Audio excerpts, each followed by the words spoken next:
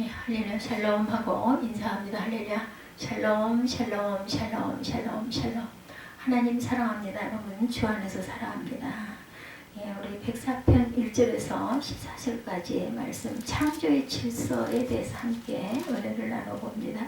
내 영혼아 야훼를 송축하라. 103편에 이어서 104편도 똑같이 내 영혼아 야훼를 송축하라. 내 속에 있는 것들아 다 그의 거룩하신 이름을 송축하라. 내 영혼아 야훼를 송축하며 그의 모든 은택을 잊지 말지어다.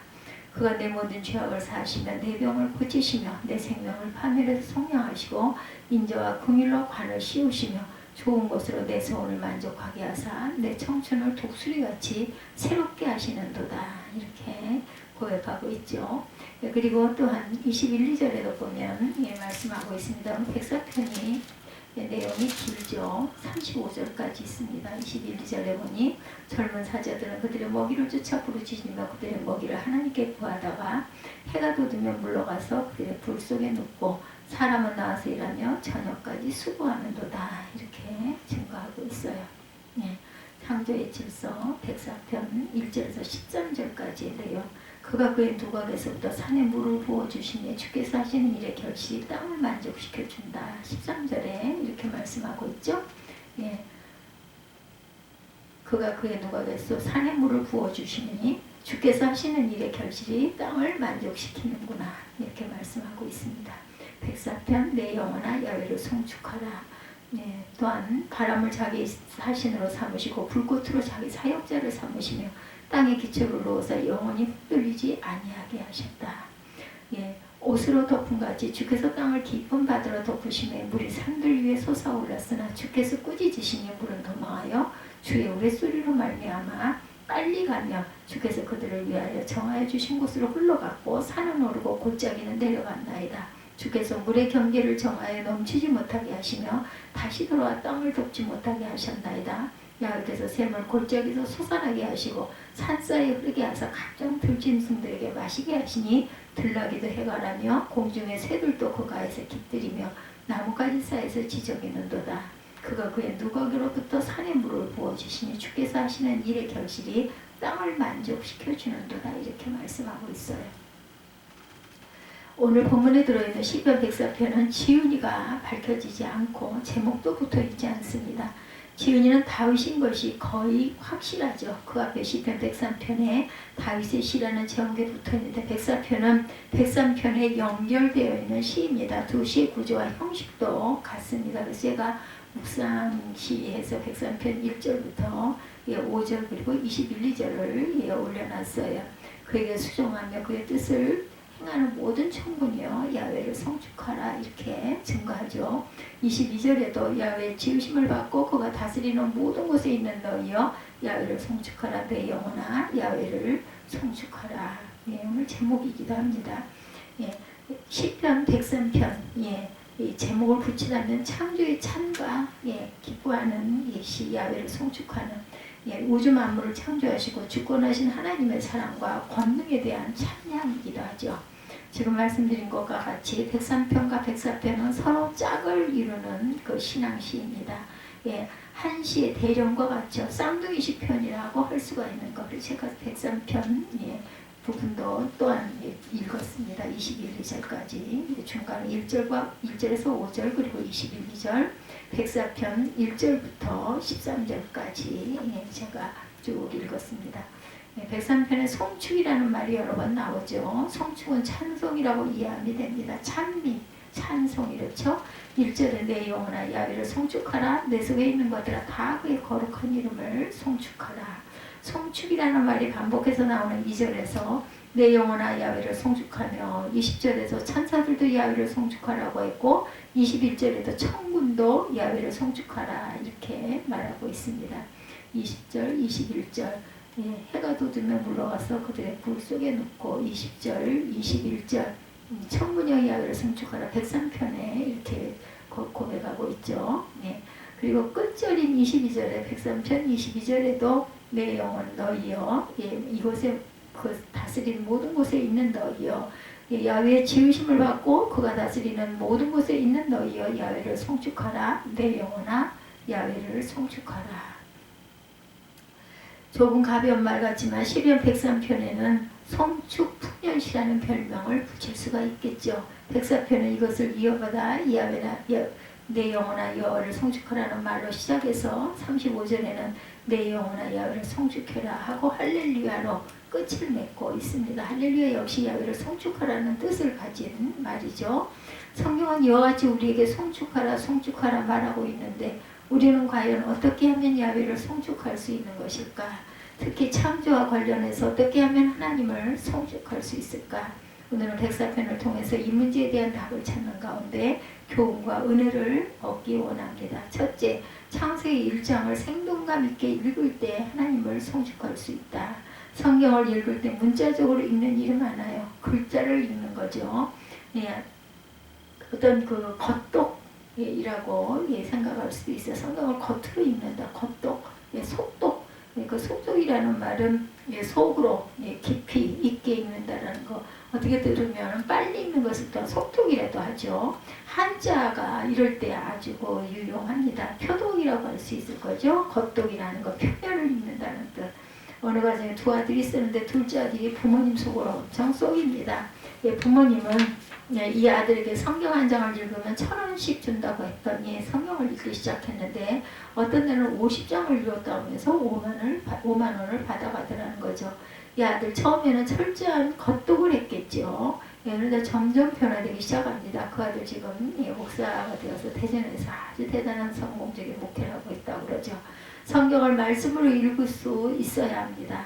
성경은 오늘 나에게 주시는 말씀으로 생각하며 읽는 거죠. 이것을 속독이라고 할 수 있습니다. 빨리 읽는다는 뜻도 있지만 속독, 여기서 속을 읽는다는 뜻을 갖고 있습니다. 속장은 속도들의 속사정까지 알고 기도해야 하기 때문에 속장이고 그 속도들의 겉만 아는 속장은 겉장이라고 해야 한다는데 성경은 속까지 읽는 것이 좋겠죠. 속독은 한자로 내독이라고 또한 할 수 있을 것입니다. 안을 읽는다는 뜻이죠. 이렇게 새로운 말들을 만드는 그러한 한 문자를 가지고 이렇게 표현을 하다 보면은 이런 여러 가지 단어가 파생이 됩니다. 방송사에서는 아나운서에게 원고를 주면서 아무개 아나운서 이거 읽으세요 하는 것은 큰 신뢰라고 합니다.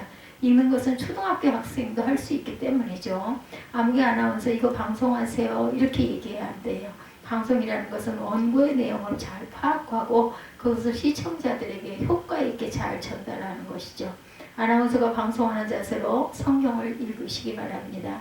오래전 나라에 답답한 일들이 정말 많았을 때 밤에 창세기를 읽는데 1장 3절에 하나님이 이르시되 빛이 있으라 하시니 빛이 있었고 라는 말씀이 문득 정말 지금 나에게 주시는 말씀으로 다가오게 됐어요.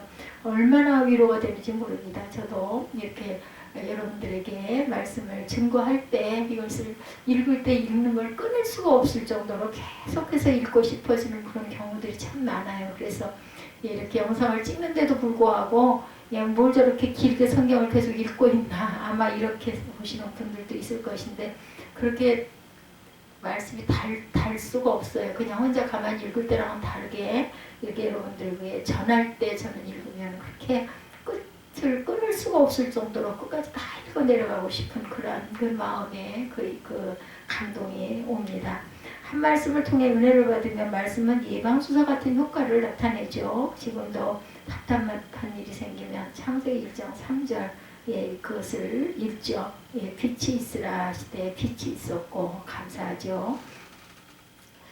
읽고 주석을 참고하고 읽고 그 말씀을 가지고 묵상하고 성경을 통해 받은 은혜가 상당히 깊어지죠. 같은 본문인데 수요일 읽기 시작할 때 성경과 그런 과정을 거친 토요일에 그 성경 같은 구절인데도 깊은 은혜가 더 더해집니다.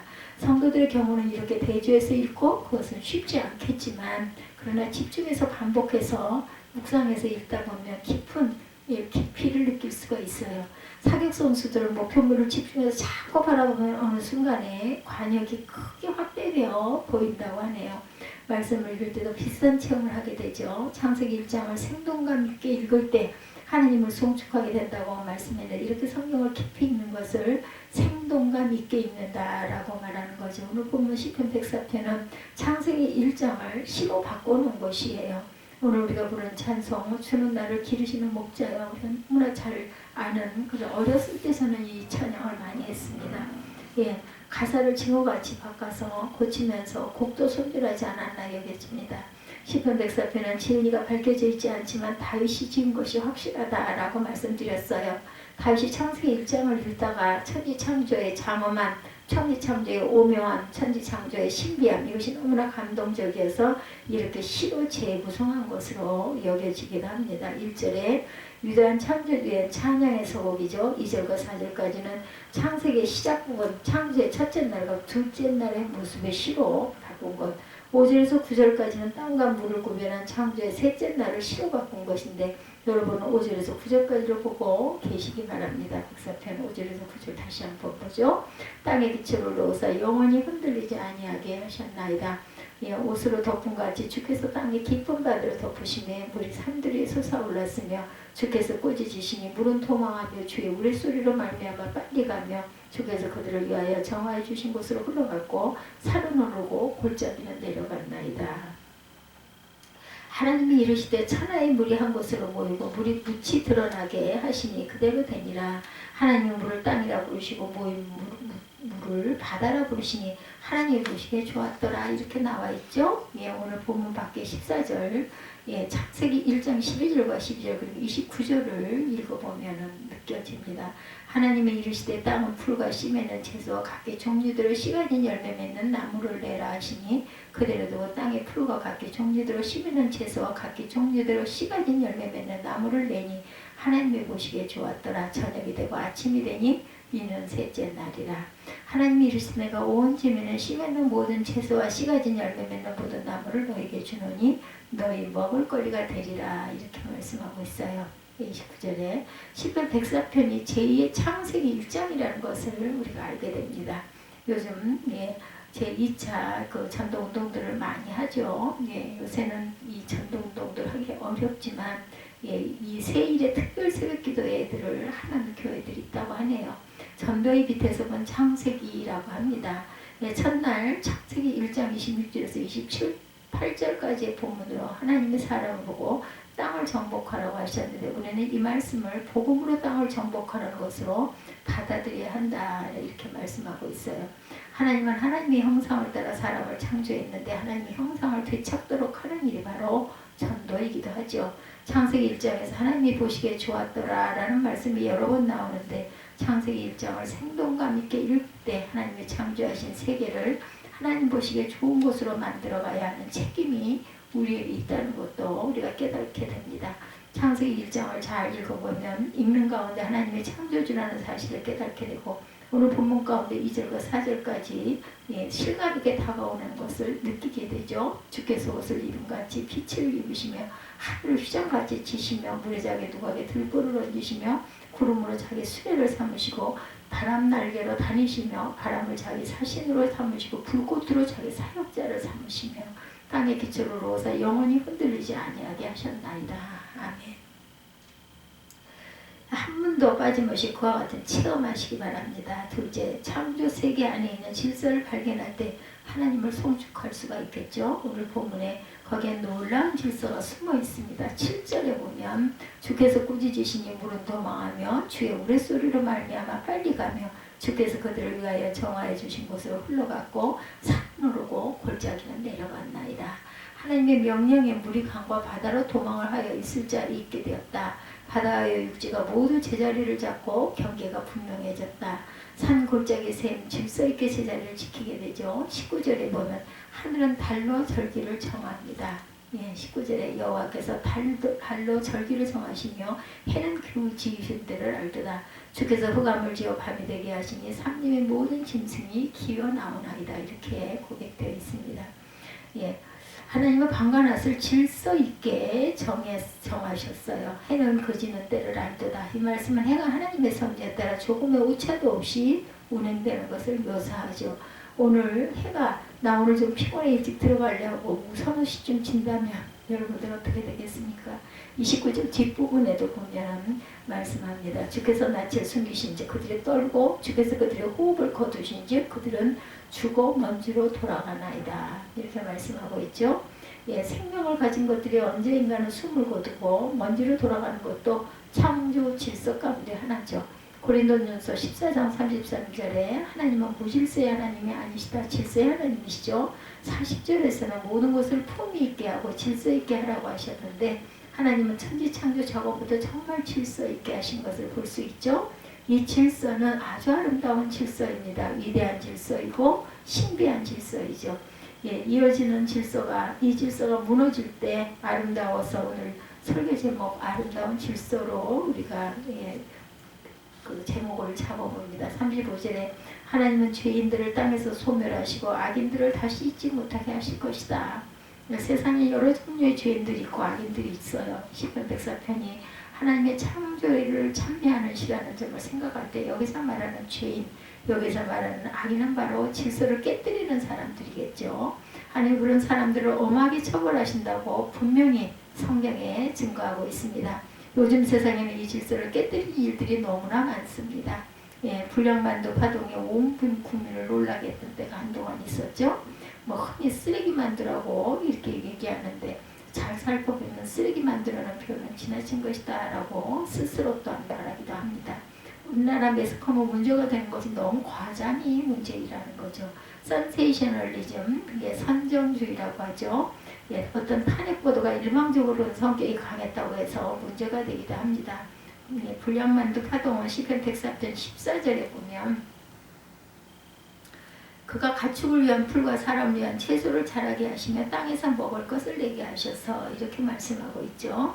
예, 땅에서 먹을 것이 나게 하셔서 사람의 마음을 기쁘게 하는 포도주와 사람의 얼굴을 윤택하게 하는 기름과 사람의 마음을 힘있게 하는 양식을 주셨도다 이렇게 말씀합니다. 예, 15절에 보면 사람의 마음을 기쁘게 하는 포도주와 사람의 얼굴을 윤택하게 하는 기름과 사람의 마음을 힘있게 하는 양식을 주셨도다. 하나님이 주신 먹거리를 가지고 사람의 마음을 기쁘고 얼굴이 윤택해지고 힘이 써져야 하는 것이 창조 질서인데 반대가 되어버렸다는 거죠. 먹거리가 걱정거리가 되고 건강을 해치는 것이 되기도 한다는 것. 환경을 파괴하는 것은 질서를 깨뜨리는 것입니다. 사람들은 요즘 이 질서를 너무 많이 깨뜨리고 있죠. 계절의 질서도 많이 깨져서 기상이후 현상이 점점 심해지고 있습니다. 예, 텔레비전 뉴스에도 오전 경보가 점점 횟수가 많아지고 있죠. 31절에 야훼의 영광이 영원히 계속할지며 야훼는 자신께서 행하시는 일들로 말미암아 즐거워하리로다. 하나님이 질서 있게 만드신 세계가 질서를 유지하면 하나님이 즐거워하신다라는 거죠. 환경 선교는 바로 이 질서를 회복하고 유지하는 일이죠. 하나님의 영광이 계속되도록 하는 일이기도 합니다. 무엇보다 모든 피조물이 생명을 유지하게 하고 복을 받게 하는 일. 하나님이 지으신 이 세계에서 하나님의 질서, 아름다운 질서, 위대한 질서, 신비한 질서를 발견하고 느끼고 그 하나님을 순종하면서 나도 그 질서의 한 부분이 되고 그 질서를 회복하고 질서를 유지하는 일에 힘쓰시기 바랍니다. 셋째, 주님께서 지면을 새롭게 하는 일이 동역할 때, 그 일에 동역할 때 주님을 송축할 수 있다는 것. 하나님은 천지를 창조하시고 그것으로 끝났다고 하시는 분이 아니시죠. 창조하신 천지를 잘 관리하는 분이시기도 합니다. 애프터 서비스를 철저하게 하시는 분이라는 거죠. 이것을 창조의 계속이라고도 하고 재창조라고도 하고 또한 섭리라고도 합니다. 오늘 본문에 그것을 지면을 새롭게 하시는 것이다 말하고 있어 30절에 주의 영을 보내어 그들을 창조하사 지면을 새롭게 하시나이다. 30절입니다. 주의 영을 보내어 그들을 창조하사 지면을 새롭게 하시나이다. 여호와의 영광이 영원히 계속할지며 야훼는 자신께서 행하시는 일들로 말미암아 즐거워하시리로다. 그가 땅을 보신즉 땅에 진동하며 산들을 만지신즉 연기가 나는도다. 예, 다윗은 103편의 나이가 많아서 쓴 것이 분명해요. 나이가 많아져서 자기 일생을 돌아보면서 하나님께서 자기에게 하신 일들이 너무나 감사해서 하나님을 송축하기 위해 지은 시죠. 나이가 많은 다윗이지만 자신을 청춘이라고 부릅니다. 하나님을 향한 믿음이 있으면 여러분은 늘 청춘입니다. 이 자리에 있는 연세가 많은 분들 저를 비롯해서 이 말씀 그대로 하나님께서 여러분의 독수리같이 새롭게 하여 주시기를 주님의 이름으로 축복합니다. 병든 분들 내 병을 모두 고치시며 그 말씀이 이루어지시기 바랍니다. 시편 103편에서 하나님은 인생을 새롭게 하는 분이라고 노래하고 104편에서 하나님은 자연을 모든 피조세계를 새롭게 하는 분이라고 103편 104절을 계속해서 노래합니다. 계시록 21장 5절에 보라 내가 만물을 새롭게 하노라 말씀하죠. 우리는 주님께서 지면을 새롭게 하는 일에 늘 동참해야 합니다. 집을 청소해놓고 다음에 들어가려고 하지 말고 같이 청소합시다. 예, 우리가 항상 이렇게 항상 함께 더러운 것들 먼지를 깨끗이 쓸어내는 일들을 해야 되겠죠. 예. 한 신문에 생명 되지 않는 난지도라는 제목, 난지도가 아주 깨끗해졌죠. 지금은. 예. 난지도가 생명을 품는다. 새가 돌아왔다. 먹이를 찾아 나선 쪽제비가 풀숲을 뛰어다니고 맑은 물에는 피라미가 알을 낳는다. 이런 시대가 되었어요. 한편으로 자연의 그 복원력과 인간의 노력이 죽음의 섬을 생명의 섬 생태공원으로 살려내죠. 공원으로 몸담장한 105만 평의 난지도에는 식물이 438, 곤충이 241, 조류가 53, 포유류, 파충류, 이런 많은 것들이 있다고 하죠.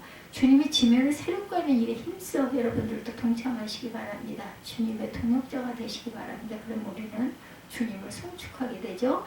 내가 평생토록 야훼를 노래하며 내가 살아있는 동안 내 하나님을 찬송하리로다. 주님과 함께 일하며 특히 피조세계를 새롭게 하는 33절의 말씀이죠. 네. 내가 평생토록 야훼를 노래하며 내가 살아있는 동안 내 하나님을 찬양하리로다. 나의 기도를 기쁘게 여기시기를 바라나니 나는 야훼로 말미암아 즐거워하리로다. 죄인들을 땅에서 소멸하시며 악인들을 다시 잊지 못하게 하시리로다. 내 영혼아 야훼를 송축하라. 할렐루야. 이렇게 끝이 납니다. 예, 우리가 항상 이 노래 기독교의 가장 기본이 되는 교훈은 내 이웃을 내 몸과 같이 사랑하라는 거죠. 여러분 누구를 이웃이라고 생각하십니까? 이 이웃의 범위를 넓게 잡는 사람이 성숙한 사람이라는 것. 북한 동포들도 우리의 이웃입니다. 또한 슈바이처는 이 이웃의 범위를 생명을 가진 모든 것으로 잡고 성경 그 생명 경애를 강조하죠. 아시시아 그 성자 프랜세스는 공중에서 든 짐승들의 꽃도 이웃으로 여기고 사랑합니다. 바울은 오늘 묵독 가운데 읽은 로마서 8장 19절에서 모든 피조물이 구원을 바란다 이렇게 고백하고 있죠. 피조물이 고대하는 바는 하나님의 아들들이 나타난 것이니 피조물이 허무한데 굴복하는 것은 자기 뜻이 아니요 오직 굴복하게 하시는 이로 말미암음이라. 그 바라는 것은 피조물도 썩어짐의 종로를 탄 데서 해방되어 하나님의 자녀들의 영광의 자리에 이르는 것이니라. 이 바울은 모든 피조물을 이웃으로 여깁니다. 하나님이 지으신 모든 피조 세계가 우리의 이웃이죠. 우리가 그것을 사랑해야 합니다. 쓰레기 함부로 버리는 것 이웃 사랑하는 일이 아니죠. 오늘 우리는 하나님을 늘 송축하자. 창세기 1장을 생동감 있게 읽고 창조자 하나님을 새롭게 느낄 때 하나님을 송축할 수 있다는 것. 창조 세계 안에 진리는 질서를 발견하고 그 질서를 회복하고 유지할 때 하나님을 더욱 송축할 수 있다는 것. 주님께서 지면을 새롭게 하는 일에 동역할 때 주님을 송축할 수 있습니다. 우리는 이웃을 사랑해야 하는데 모든 피조세계가 자연환경이 우리의 이웃이기도 하죠. 이 피조세계를 사랑하여 가꾸는 가운데 하나님을 송축하는 삶을 사시는 저와 여러분들이 되시기를 주님의 이름으로 축복합니다. 기도하시겠습니다.